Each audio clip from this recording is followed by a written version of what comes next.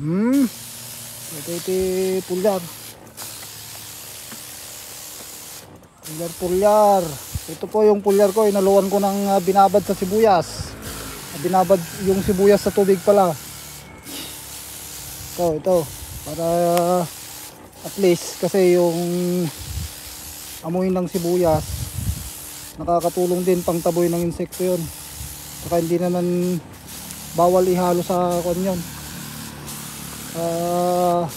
Pulyar pwede rin.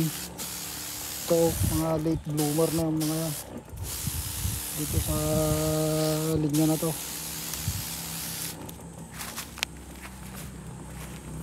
Ngayon pan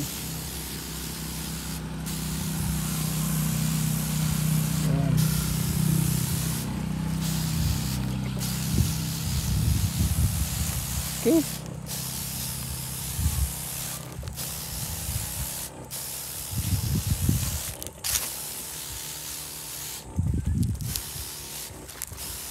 Okay, ang pag-spray po nito ay pataas para dun sa ilalim lalagyan din kasi minsan nagtatago yung mga insekto dun sa ilalim. Pailalim po, pailalim, paibabaw. Okay.